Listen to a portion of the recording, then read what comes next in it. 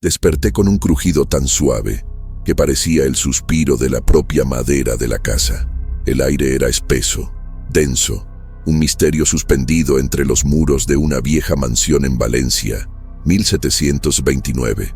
En el pasillo flotaba el olor de la cera apagada, del moho que trepaba las grietas y un susurro apenas audible. Isabel García.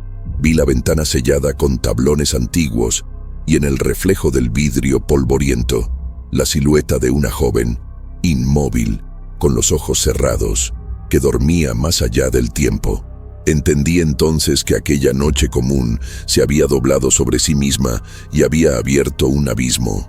Imaginé los pasos que nunca entraron, la respiración que parecía haberse detenido, pero seguía allí. Todo en esa casa me decía que ella no estaba muerta, estaba atrapada. Me acerqué a la puerta sellada, toqué la herrumbre del candado y sentí el peso de un secreto familiar que se negó a morir.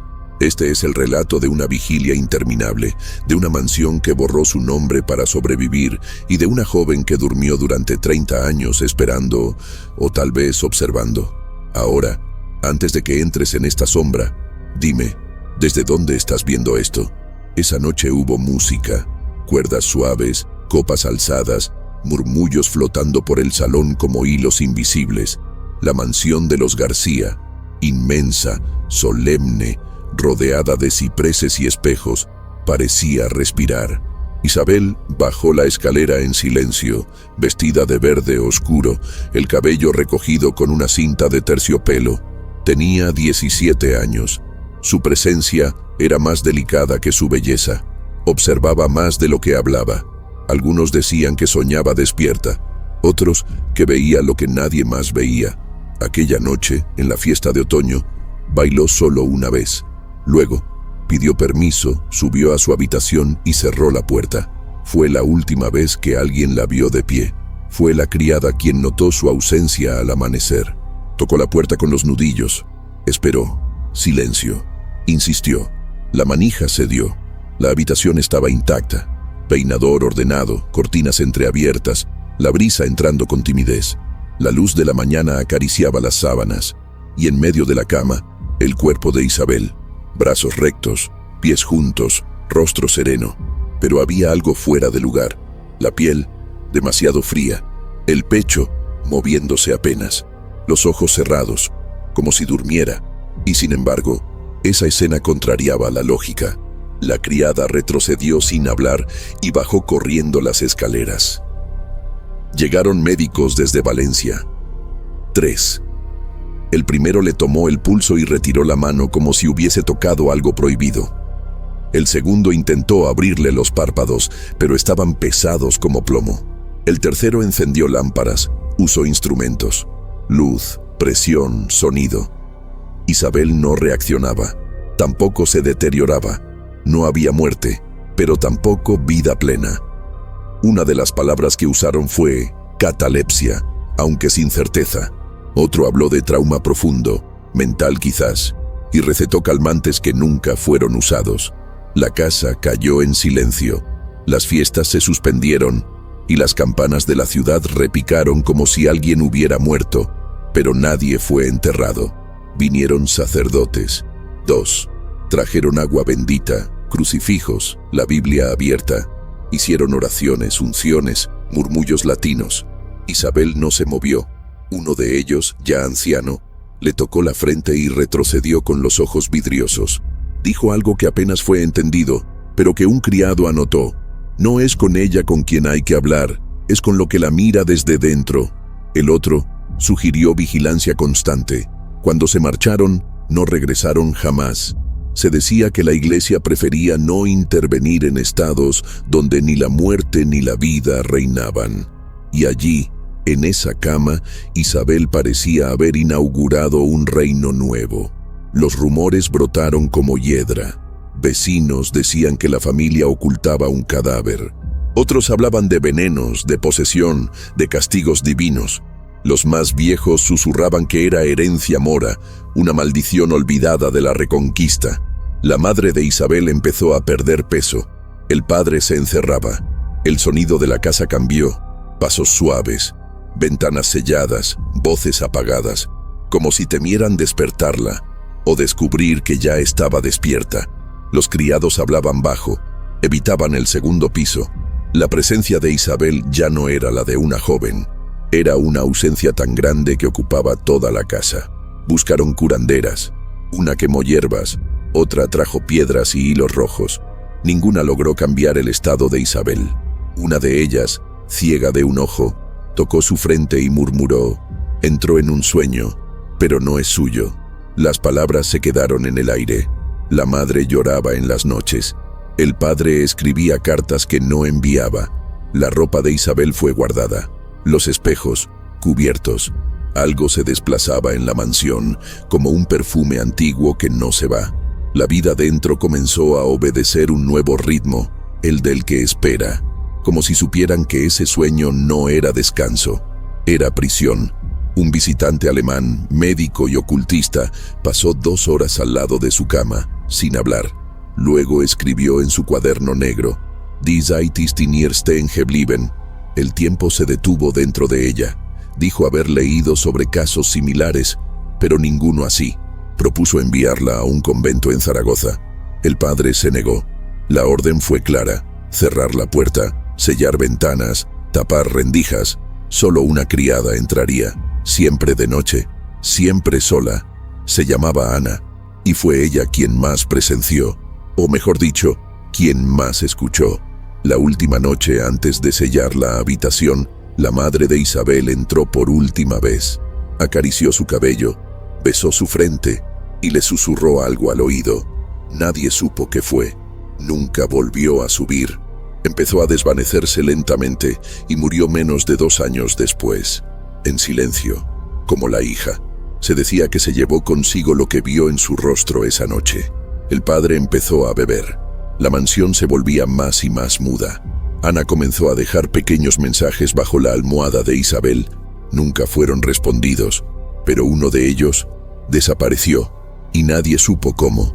Isabel seguía allí, el cuerpo inmóvil, las sábanas siempre limpias. Ana decía que la habitación tenía un olor extraño, no a muerte ni a encierro, algo más dulce, floral, pero solo de noche. Durante el día, olía a madera y jabón. Algunas noches, juraba ver su respiración acelerarse. Otras, que no respiraba en absoluto. Comenzó a escribir sobre eso. Pequeñas notas. Aún no era un diario. Eso vendría después. Por ahora, solo quedaba la habitación y la certeza de que ese sueño no estaba vacío. Estaba lleno de algo que nadie sabía nombrar. El tiempo pasó, pero Isabel no. El sueño continuaba. Los médicos dejaron de venir. Los sirvientes fueron reemplazados. La ciudad olvidó, pero yo no. Yo era un niño cuando escuché a mi abuela contar la historia, en susurros, como quien menciona un fantasma que aún respira. Años después, caminé por esos corredores, vi la puerta sellada, toqué la manija que no giraba, sentí el frío que salía por las grietas y supe que ella seguía allí, dormida, escuchando o esperando. Todo comenzó una noche común, pero nada en ella fue común, y nunca lo sería. La puerta del cuarto fue reforzada 3 días después de la última visita médica. 2 hombres de confianza del patriarca instalaron bisagras nuevas, clavaron cerrojos en los costados y sellaron la ventana desde dentro. Jamás volvería a entrar el sol. Isabel, aún tendida en la misma posición, no reaccionó al sonido de los martillazos. No se movió. El carpintero, un joven campesino, murmuró que aquello parecía un entierro en vida. Recibió un codazo y una advertencia: nunca repitas eso. Cuando la puerta fue cerrada con llave y esta guardada en la biblioteca, algo cambió en la mansión. Un silencio espeso se arrastró por los corredores, como si la casa hubiera aceptado una nueva ley. Allí, el tiempo no avanzaba, solo se pudría. La decisión fue de toda la familia, pero nadie la quiso cargar en voz alta. El padre de Isabel redactó un documento donde afirmaba que la hija había sido enviada a un convento lejano, pero no se registró ningún viaje, ninguna monja llegó. Ninguna carroza partió. Fue una mentira dicha con firmeza afuera y con miedo adentro. La madre dejó de tocar el piano. Cubrieron los cuadros del salón. Hasta los espejos fueron ocultados. Nada debía reflejar a Isabel, ni recordarla. Ana, la criada que entraba cada noche, nunca comentó lo que veía dentro del cuarto. Pero sus ojos ya no eran los mismos, como si algo la hubiese mirado primero. Las instrucciones eran claras y crueles. Entrar al anochecer, limpiar el cuerpo de Isabel, cambiar las sábanas, alimentar el silencio y salir antes del amanecer. Nunca mirar su rostro por mucho tiempo. Nunca encender un número impar de velas. Nunca hablarle en voz alta. Eran normas familiares, pero sonaban a ritual pagano. Ana obedecía, pero a veces temblaba. Se decía que comenzó a llevar un rosario negro atado a la muñeca, y siempre dejaba la puerta entreabierta al salir, aunque eso estuviera prohibido, como si necesitara sentir que el mundo exterior aún existía, aunque fuera a través de una rendija. La habitación de Isabel comenzó a cambiar. La madera se hinchaba con la humedad, la pintura se despegaba, el techo mostraba manchas oscuras, como si la estructura misma rechazara esa presencia dormida. Pero el cuerpo seguía igual, sin señales de vejez, sin rigidez. Ana contaba en voz baja que a veces el cabello de Isabel parecía más largo, o que sentía el aroma del jabón usado antes del baile. Todo sonaba demasiado mal, pero nadie quería decirlo en voz alta. La verdad se volvió un riesgo, y todos preferían vivir con la mentira, aunque ésta susurrara desde dentro del cuarto sellado. Con el paso de los meses, la mansión se volvió extraña. Los sirvientes evitaban el segundo piso, las puertas chirriaban aún cerradas, el reloj se atrasaba sin razón. Había una sensación constante de ser observado. La orden era no hablar, no preguntar. El nombre Isabel no debía pronunciarse, ni en rezos, ni en cartas. La familia García prefirió amputar el recuerdo de su hija antes que enfrentar el escándalo. Y poco a poco, la joven dormida se convirtió en una leyenda que habitaba grietas, murmullos y escalofríos. Una presencia invisible que, aunque encerrada, gobernaba toda la casa. Ana comenzó a enfermar. Nada grave, pero constante. Dolor de cabeza, fiebres nocturnas, temblor en las manos. Los médicos decían que eran nervios, agotamiento, quizá tristeza, pero la cocinera juraba que Ana murmuraba en sueños, palabras extrañas, a veces un nombre, a veces sonidos que no eran humanos. Su rostro envejeció más rápido que su cuerpo. Aún así, nunca pidió irse. Seguía con su tarea como si estuviera atada por un voto secreto. Algo en esa habitación la llamaba. Algo no le permitía escapar. Algunos decían que estaba enamorada, otros que fue hechizada. Pero la verdad, nadie la sabía. El patriarca García comenzó a perder la razón. Hablaba solo en el jardín, arrancaba páginas de libros, apagaba velas encendidas. Una noche lo hallaron frente a la puerta sellada del cuarto, murmurando: fue por protección, fue por salvación. Nadie entendió. Desde entonces dejó de subir. Mandaba notas con criados, evitaba las miradas, y llegó a mandar clausurar una segunda puerta que daba al pasillo del cuarto, como si una pared extra pudiera contener lo que había dentro. La mansión ahora tenía un núcleo sellado, un corazón dormido, pero latiendo, en secreto. La casa envejecía, pero el cuarto parecía de otro tiempo. Ana comenzó a notar detalles: objetos movidos, cortinas agitadas sin viento, un vaso vacío que la noche anterior estaba lleno. A veces decía haber escuchado 3 golpes desde dentro del armario. Otras veces, una respiración que no era de Isabel. Nadie quiso escuchar, pero Ana lo anotaba. Décadas después, esos papeles fueron hallados dentro de una bolsa de cuero, junto a retratos desvaídos de la joven. Cada frase parecía escrita con miedo, como si las palabras pudieran despertar lo que la puerta intentaba contener. La madre de Isabel murió sin volver a subir. Su habitación fue sellada. El funeral fue sobrio, casi secreto. Durante la misa el sacerdote no mencionó a la hija. Nadie lo hizo. A esas alturas, Isabel era ya una sombra, y nombrarla parecía un acto peligroso. La familia se encerró, quemaron sus retratos, rasgaron cartas. La historia fue oficialmente enterrada, pero el cuarto permanecía intacto, y dentro de él, el cuerpo de una joven que no envejecía, como si el tiempo hubiese sido encerrado junto a ella, como si un precio se cobrara, lentamente, en silencio. Yo recuerdo cuando subí, décadas después, guiado por una curiosidad que me dolía desde niño. La casa estaba medio abandonada, pero el cuarto seguía allí, sellado. Las maderas cubrían la ventana. La manija era de hierro helado. Apoyé el oído en la puerta. Nada, pero sentí que alguien, del otro lado, también escuchaba. Ese silencio no era común, era denso, vivo. Me alejé sin abrir, pero nunca fui el mismo, porque entendí en ese instante lo que la familia García intentó ocultar. No fue solo una joven dormida, fue la verdad, una verdad podrida y viva. Pasaron 5 años, luego otros 5, después 10 más, e Isabel seguía igual, la misma piel pálida, el mismo contorno sereno en el rostro, sin arrugas, sin marcas del tiempo, sin palidez de muerte ni color de vida. Los sirvientes comenzaron a notar, aunque sin decirlo, que había algo profundamente erróneo en ese cuerpo. Ana, ahora más vieja y callada, era quien observaba los detalles.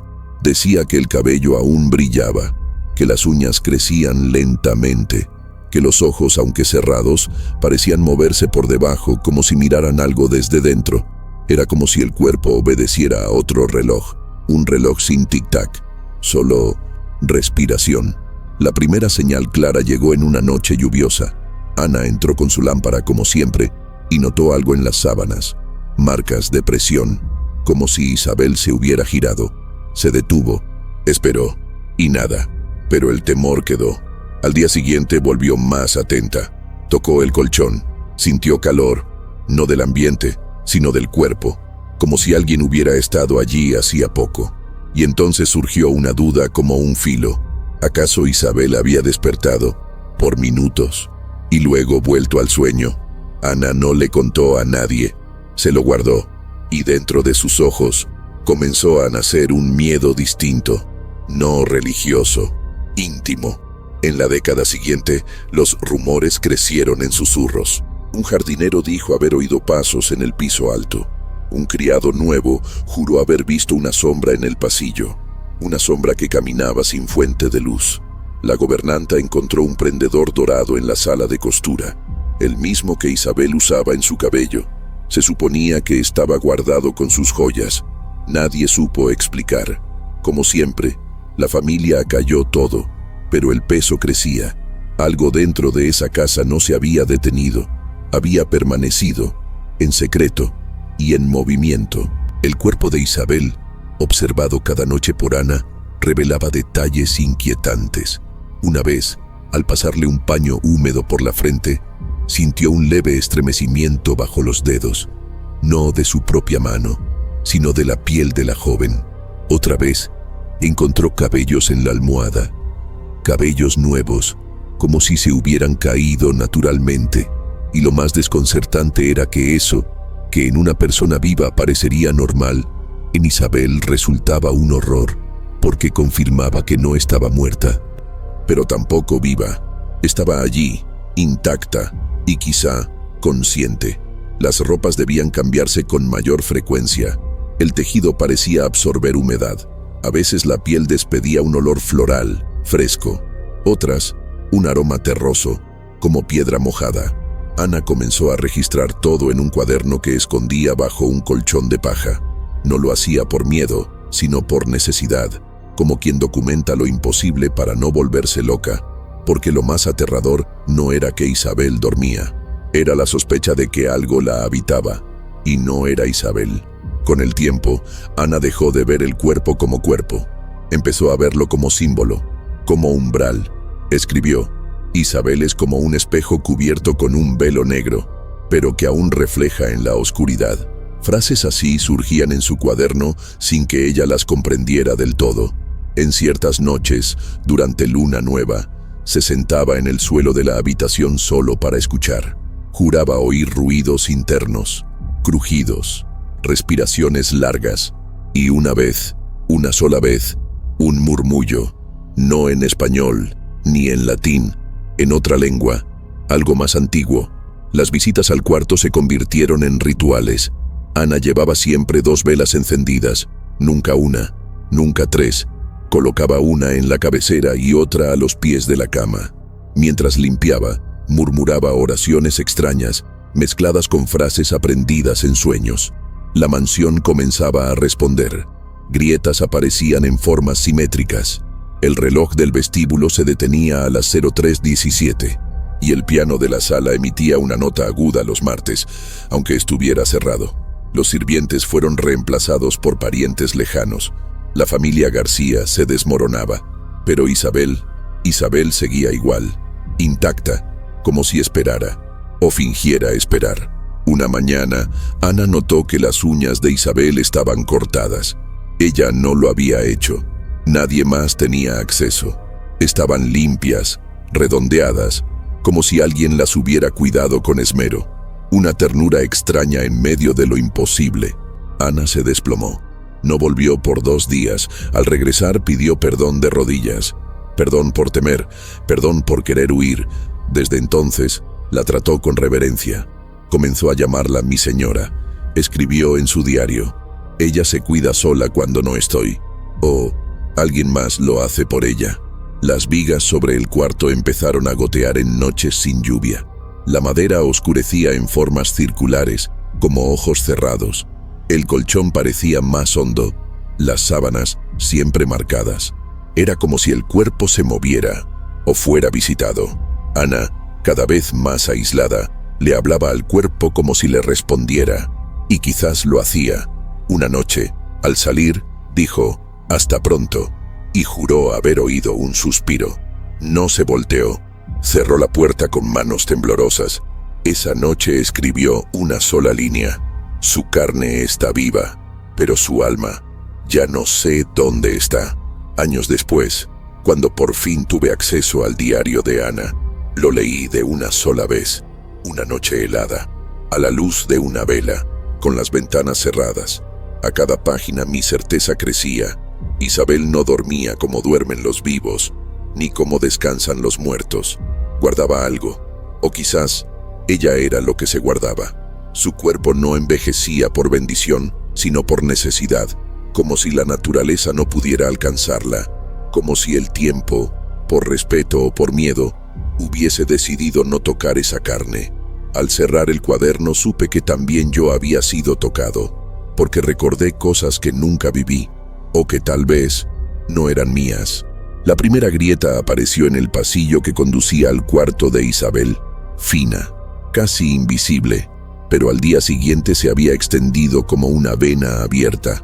La madera comenzó a oscurecerse, no por el paso del tiempo, sino por una humedad sin origen. Los sirvientes trataban de cubrirlo con cuadros, cortinas, muebles, pero la casa parecía herida. Lo más inquietante era que las marcas surgían siempre de noche. Nunca había crujidos, ni ruidos, solo estaban, como si el cuarto poco a poco se expandiera bajo las paredes. Una infección silenciosa, invisible, pero creciente. El olor fue lo segundo, un aroma dulce y húmedo que parecía filtrarse desde las vigas. No era del todo desagradable, pero sí empalagoso, familiar, imposible de identificar. Pensaron en goteras, pero otros cuartos, incluso del ala opuesta, comenzaron a cambiar. Armarios que se hinchaban, libros que se manchaban, muros que parecían respirar. Sí, en algunas noches parecía que la casa inhalaba y exhalaba, como si estuviera viva. Un ingeniero fue llamado, inspeccionó cada rincón, salió sin decir una palabra, y jamás regresó. La mansión ya no obedecía las reglas del mundo físico. La escalera principal comenzó a crujir con más intensidad, incluso cuando nadie subía. Las alfombras se enrollaban solas en las esquinas. El retrato del abuelo García cayó 2 veces a las 03:00. Un sirviente dijo haber visto un espejo empañarse solo. Otro que escuchó algo arañando desde dentro de las paredes. Y entonces comenzaron los susurros, voces apagadas, sin idioma. Nadie entendía. Solo Ana parecía tranquila. Decía que era natural, que la casa se estaba acostumbrando, pero nadie comprendía a qué. Las plantas del jardín comenzaron a morir, sin plagas, sin sequía, simplemente dejaban de crecer. Las rosas se marchitaban de un día al otro. El musgo, en cambio, trepaba por columnas, ventanas y muros. La mansión era envuelta por un verde enfermo. Los animales evitaban la propiedad. Los gatos desaparecían. Los pájaros ya no cantaban. Incluso el viento parecía rodear la casa, como si temiera entrar. Era evidente, algo en el corazón de esa estructura estaba absorbiendo la vida. Despacio, sin apuro, pero con hambre. El piano de la sala comenzó a sonar solo. Siempre la misma nota, alta, aguda, un do sostenido que no provenía de las cuerdas. Lo desmontaron. Nada extraño. Aún así, el sonido volvía. Parecía emanar de la madera, de las paredes. Ana dejó la lámpara encendida día y noche. Decía que las sombras se alargaban demasiado. Una visitante se atrevió a entrar en el ala este. Salió pálida. Juró que alguien la observó desde dentro del muro, pero allí solo había piedra. Los pocos visitantes que aún llegaban sufrían náuseas, mareos, dolor de cabeza. Un fraile franciscano, familiar lejano, dijo que había una presencia nociva en la casa, no espiritual, algo más denso, como si el aire estuviera contaminado. Dijo sentir el suelo vibrar, como si algo palpitara bajo tierra. Al día siguiente, se fue sin despedirse. La familia se encerró. Ya no había misas, ni visitas, ni eventos. La casa, que antes era símbolo de estatus, se convirtió en un templo sombrío, de silencio y secreto. Las puertas se hinchaban. Algunas ya no cerraban, otras no abrían. Las ventanas crujían aunque no soplara el viento. La cocina, antes llena de olores y vida, ahora era un lugar húmedo, callado. La biblioteca, orgullo del patriarca, perdió la mitad de sus libros por hongos. Y en la estantería más alta aparecieron símbolos marcados con carbón. Nadie los hizo. Parecían letras, dibujos o mapas. Ana los miró y dijo, ella está recordando. Y ese comentario heló a todos. La casa ya no estaba simplemente enferma, estaba contaminada. El reloj del vestíbulo fue el último en ceder. Durante años marcó el tiempo con exactitud. Era el latido de la casa. Pero una madrugada se detuvo. A las 03:17 lo repararon. Volvió a funcionar. 2 días después, volvió a detenerse. Misma hora. Lo desmontaron. Y dentro hallaron algo extraño. Un mechón de cabello amarrado con una cinta verde oscura. Era el mismo color del vestido que Isabel usó la noche del baile. Nadie supo explicarlo. El reloj jamás volvió a funcionar. Ana comenzó a enfermar más seguido. Fiebres, vómitos, episodios de sonambulismo. Decía ver sombras saliendo de las grietas. Decía oír respiraciones en los espejos. A veces lloraba sin motivo. Pensaron en reemplazarla. Ella se negó. Dijo que si salía, la casa caería. Nadie la contradijo, porque los muros ya comenzaban a moverse, lentos, como un suspiro. Pero sí, se movían. El suelo se elevaba en ciertas esquinas. La casa seguía viva, pero no como un cuerpo humano, viva como un cuerpo poseído. Entré a la casa muchos años después. Estaba en ruinas, pero el aire aún pesaba. Humedad en el techo, moho en el suelo, un aroma dulce que no debía estar allí. El piso crujía como si alguien caminara conmigo. Las ventanas dejaban pasar una luz enferma, y lo que más me inquietó no fue el estado de la mansión, fue la sensación de que me reconocía, como si las paredes tuvieran memoria, como si también yo, al entrar, comenzara a podrirme por dentro. Era imposible negarlo. La casa estaba enferma, pero no por abandono. Estaba enferma por ella. El diario fue hallado muchos años después de la muerte de Ana. Estaba escondido detrás de una tabla suelta bajo el suelo de la despensa, envuelto en una tela gruesa, atado con un cordel ennegrecido por el tiempo. Lo encontró uno de los últimos cuidadores de la mansión, ya en la década de 1890, cuando la propiedad estaba a punto de ser vendida. El hombre, supersticioso, lo entregó a un sacerdote del pueblo, quien lo guardó en silencio durante décadas. Cuando por fin llegó a mis manos, yo ya conocía los rumores, pero nada me preparó para la ternura inquietante de esas páginas. No eran gritos, ni advertencias. Eran fragmentos, registros de alguien que ya no sabía si cuidaba de una persona o alimentaba algo más antiguo que el mundo. Ana empieza su diario con frases sencillas. Hoy respiró más fuerte cuando la toqué. En otra página, cambié las sábanas. Estaban húmedas, como si hubiese sudado, pero su piel sigue fría. Poco a poco, el tono cambia. Los textos se vuelven más breves, más turbios, más poéticos.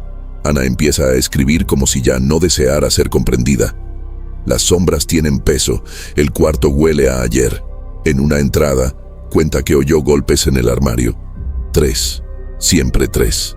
En otra, dice que el espejo del tocador se empañó, aunque ella no había suspirado. Afirma que está olvidando su propia voz, porque allá adentro, todo es silencio. A mitad del diario, las páginas están manchadas con algo oscuro. No es sangre, no es tinta, algo entre ambos. Ana empieza a hablarle a Isabel. Mi señora, ¿estás cansada? Yo lo estoy. Esta noche tus ojos se movieron rápido. ¿Sueñas? ¿Ves algo desde allí? Una página entera describe el olor. Dulce, fresco, pero con un fondo amargo, como piedra húmeda, como una flor que se pudre antes de abrir. Ana dice que ya no sueña, que el cuarto sueña por ella, que a veces despierta al oír su nombre, pero la voz no es humana. Viene desde dentro de la pared. El miedo empieza a tomar forma. Ana escribe que se siente observada, no por Isabel, sino por el cuarto. El techo respira, la cama me mira, los objetos no están donde los dejé. Una noche, relata que las sábanas tenían huellas nuevas, huellas de dedos, en el lado opuesto al cuerpo. Hay alguien más aquí, pero no entra por la puerta, ni sale por ella. Comienza a anotar la temperatura, la dirección del viento, cuántas velas se consumen por completo. Todo se vuelve ritual, control, como si el más mínimo error pudiera despertar lo que duerme, o simula dormir. En una página particularmente perturbadora, Ana describe haber visto el reflejo de Isabel en 2 espejos distintos, con gestos diferentes. En uno, parecía en paz. En el otro, sonreía, un gesto que no le pertenecía. Escribe, hay algo dentro de ella que sabe que lo veo, y también me ve a mí. Después de ese día, Ana comienza a dejar ofrendas, flores secas, panes trenzados, monedas antiguas. Nadie las toca, hasta que un día, una rosa desaparece. En su lugar, encuentra un cabello entre las páginas del diario, más claro que el de Isabel, más reciente. Ana empieza a dudar de su cordura. Escribe frases repetidas. Estoy despierta, estoy soñando, sigo viva. Una página entera está llena solo de la palabra espera, 20 veces, sin puntos, sin pausa. En la página siguiente, una frase aparece sola. Ella no está dormida, está esperando.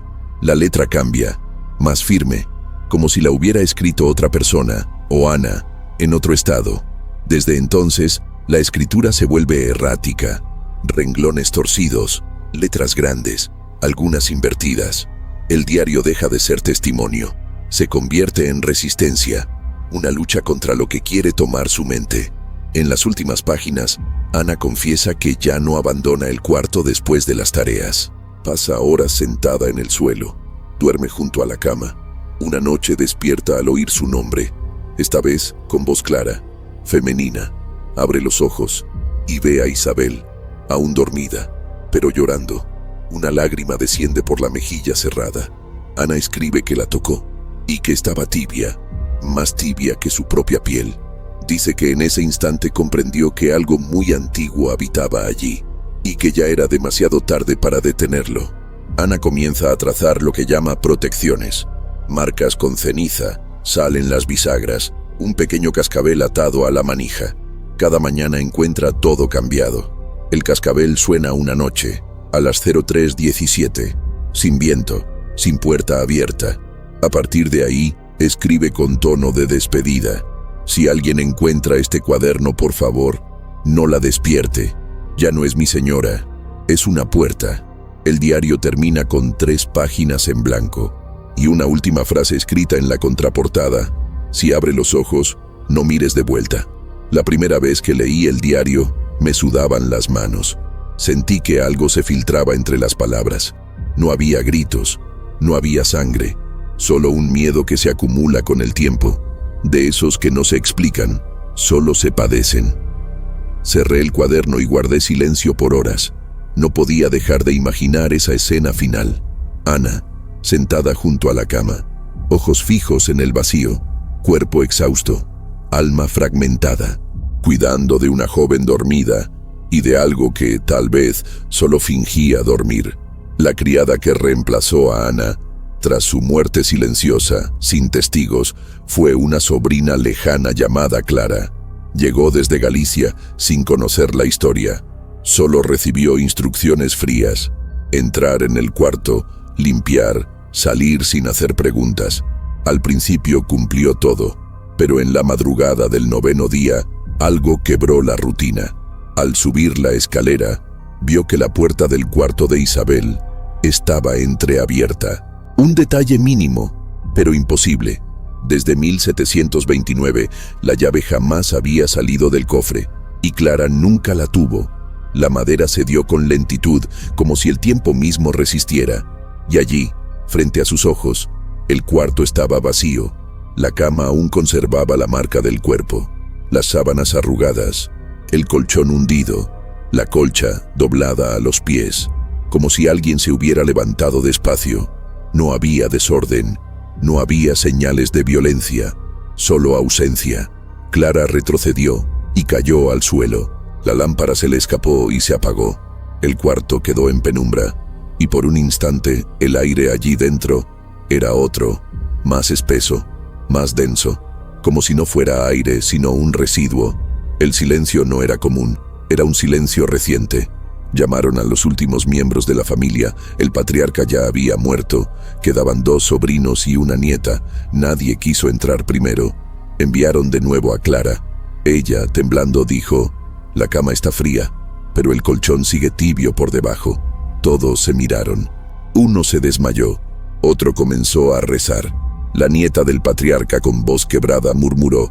Ella salió, y por primera vez dijeron su nombre: Isabel. Una palabra prohibida por generaciones. Al pronunciarla, el pasillo pareció oscurecer, y por primera vez desde 1729, el cuarto estaba realmente en silencio. No había huellas, ni en el piso ni en el pasillo, ninguna ventana abierta, ningún rastro de escape. Las rendijas estaban selladas, el vidrio intacto, el hierro oxidado, pero la sensación era distinta, como si ella nunca hubiera estado allí realmente, o como si siempre hubiera estado moviéndose, aún dormida. Registraron toda la casa: sótanos, altillos, escaleras ocultas, nada, como si se hubiese desvanecido, o peor, como si el cuarto entero hubiese sido una pausa. E Isabel simplemente reanudó el camino. La noticia no salió de la casa, ni una carta, ni una palabra. La familia se reunió a medianoche y pactó el olvido. Decidieron: no más menciones, despedir a los criados, quemar los papeles, esconder los retratos. El cuarto fue cerrado de nuevo, esta vez con clavos nuevos, con cruces grabadas a cuchillo en la madera. La mansión entró en luto, sin lágrimas, sin rezos, como si negar su existencia fuera la única forma de borrar lo que ella se había vuelto. Pero el silencio no era el mismo, era más denso, más atento. Esa misma noche, una sirvienta oyó pasos. Arriba, 3, lentos, descalzos. Llamó a los demás, subieron con lámparas. Nada. El cuarto seguía sellado, pero en el pasillo, en el suelo, encontraron algo, una rosa seca, igual a las que Ana dejaba bajo la almohada décadas antes. La quemaron y cerraron el pasillo. Desde entonces, nadie volvió a subir. La casa funcionó solo en la planta baja. El segundo piso fue declarado maldito. Aún así, a veces se oía la manija girar, siempre a la misma hora, siempre a las 03:17. La nieta del patriarca fue la última en hablar. Antes de abandonar la mansión, le dijo algo al jardinero. Ella no se fue, solo cambió de lugar. Lo dijo mirando el suelo, como si supiera, como si lo hubiese visto. Nadie preguntó. Una semana después, ella también desapareció. Su carruaje llegó vacío al convento de Zaragoza, sin signos de violencia, solo ausencia. Los frailes no comentaron. El apellido García comenzó a borrarse de los registros, no por escándalo, sino por lo que se negaron a contar. Un pacto de silencio, cosiéndose con miedo. Fui a la casa 2 años después. Ya estaba vacía, pero el cuarto, aunque sellado, parecía respirar. Apoyé el oído en la pared exterior y escuché algo. No voz, no sonido, un ritmo, como si algo se moviera dentro de la madera, como si Isabel nunca se hubiera ido, solo descendido a un lugar donde no hay puertas, donde no hay ventanas, donde el tiempo no pasa. Salí sin mirar atrás, porque sentí, real, físico, que si lo hacía, algo me miraría de vuelta. Los vecinos dicen que la casa sigue vacía, pero de noche se ven luces pálidas en las ventanas del piso de arriba. Siempre a la misma hora, siempre los mismos días. Un sonido como tela arrastrada, un susurro sin forma. A veces, una risa corta. Nadie se acerca, ni los herederos. La mansión fue declarada propiedad silenciada, aún en pie, pero enferma, como si respirara hacia adentro, y en su centro, el cuarto, cerrado, pero jamás vacío, nunca más vacío, porque quienes conocen la historia lo saben. Aquella madrugada no fue una fuga, fue una permisión, un momento, una grieta. La espera había terminado. Isabel se levantó, sí, no para vivir de nuevo, sino para continuar con lo que vino a buscar. Y hasta hoy, nadie sabe cómo, ni por qué, pero todos, en silencio, lo saben. El cuarto no amaneció vacío, amaneció libre, y lo que habitaba allí dentro, ahora camina entre nosotros. Décadas pasaron desde aquella madrugada. La mansión de los García cayó en el olvido. Los herederos se alejaron, los sirvientes murieron, y los documentos desaparecieron, como si una niebla tragara todo lo que tocaba esa historia. A principios del siglo XX, un comerciante francés compró la propiedad con planes de restaurarla. La estructura, aunque desgastada, seguía firme, casi obstinada. Durante unas excavaciones para instalar cañerías, los obreros abrieron el acceso a un sótano antiguo, sellado hacía más de 100 años. Había humedad, tierra, y en el centro, un cuerpo. Estaba acostado sobre una manta gruesa, las manos cruzadas, los pies rectos, los ojos cerrados. No había descomposición. La piel, clara, fría, pero intacta. El cabello peinado con una cinta verde oscura. La ropa, de otra época. El rostro, joven, demasiado joven, como si hubiera sido colocado allí unas horas antes. Pero los registros de la familia confirmaban. Isabel había desaparecido más de 70 años atrás. El silencio cayó sobre los obreros. Uno vomitó, otro desmayó, y un tercero huyó. Nadie volvió a entrar al sótano. Se llamó a la policía. Los nuevos dueños quisieron ocultarlo, pero la noticia se extendía como un veneno antiguo. El cuerpo fue trasladado al depósito forense. El médico no pudo emitir un diagnóstico. Es como si hubiese muerto ayer, o aún no hubiera muerto. No había rigidez, ni olor, ni signos de violencia, ni de causas naturales. La identidad se confirmó con retratos, cartas y documentos hallados en cofres olvidados. Era ella, Isabel García, intacta, inexplicable y, de alguna forma, incómodamente viva. El caso llegó a la diócesis de Valencia. La iglesia intervino. Enviaron sacerdotes para ver el cuerpo antes de emitir cualquier comunicado. Horas después, el informe fue sellado. La orden fue clara: silencio absoluto. El cuerpo sería enterrado con ritos antiguos, sin velorio, sin nombre, sin lápida.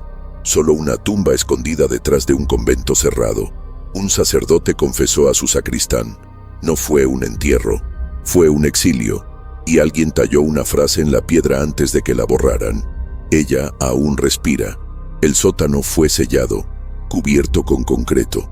Los dueños vendieron la propiedad semanas después. Decían que las paredes lloraban. Literalmente, la humedad caía como gotas densas, como si la casa devolviera lo que intentó ocultar. Los obreros que regresaron se negaban a subir al segundo piso. Uno aseguró que, al pisar la escalera, escuchó una canción de cuna, en voz baja, serena, en un idioma que no era idioma. La melodía era antigua, familiar, pero nadie la reconocía. Poco después una nueva familia se mudó. Duraron menos de un mes. Los hijos se enfermaron. La esposa soñaba con puertas que se abrían solas. El esposo despertaba con marcas finas en las piernas, como dedos. Una noche la hija mayor dijo haber conversado con una mujer que bajaba por la escalera a las 03:17. Me pregunta si estoy despierta. La familia abandonó todo. Ropa, muebles, documentos. Nunca volvieron. La casa regresó a su estado original, vacía por fuera, pero viva por dentro. Años después, un historiador local, quien narra esta historia, decidió investigar. Encontré cartas ocultas, planos antiguos, testimonios perdidos. Descubrí que el sótano donde hallaron el cuerpo no existía en los planos originales. Fue cavado después, justo el mismo año en que Isabel desapareció. Los documentos de esa obra desaparecieron, como si la tumba hubiera sido hecha por ella, o para algo que necesitaba guardarse. No había explicación médica, ni teológica, ni histórica. El cuerpo estaba fuera del tiempo, fuera de la carne. Un sacerdote llegó a decir que no era materia, era memoria encarnada, una memoria que no se pudre, un fragmento de otro plano que se niega a morir. Y eso es lo que más aterra, la idea de que Isabel no fue víctima, ni santa, ni maldita, sino algo mucho más raro, alguien que cruzó el umbral del sueño y trajo algo de vuelta. La mansión aún sigue en pie, ruina viva. La escalera cruje. La ventana del cuarto, aún sellada por dentro, se abre en noches sin viento. Nadie vive allí, pero cada noche un perro ladra hacia el segundo piso. Siempre a las 03:17. Entré al sótano hace poco. La lápida había sido rota años atrás. Ya no estaba el cuerpo, ni rastro, solo la marca, el hueco, como si la ausencia tuviera forma. Y el mismo olor, ese olor dulce y podrido, ese olor de aquella noche. Hoy comprendo que esta historia nunca fue sobre Isabel, sino sobre lo que ella llevó, o sobre lo que trajo, porque nadie explica cómo apareció ese cuerpo, ni por qué no se corrompió. Pero todos, hasta hoy, evitan nombrarla, no por superstición, sino porque saben que aún está allí, esperando, observando, tal vez dentro de la próxima persona que despierte sintiendo que ha dormido demasiado, y al abrir los ojos, no sea ella quien los controle. Si esta historia también te heló hasta los huesos, comenta desde dónde estás viendo esto. Deja tu like si sentiste el peso de este silencio y compártelo con alguien que moriría por descubrir lo que la familia García intentó borrar de la historia. Quizás ya sea demasiado tarde para olvidar.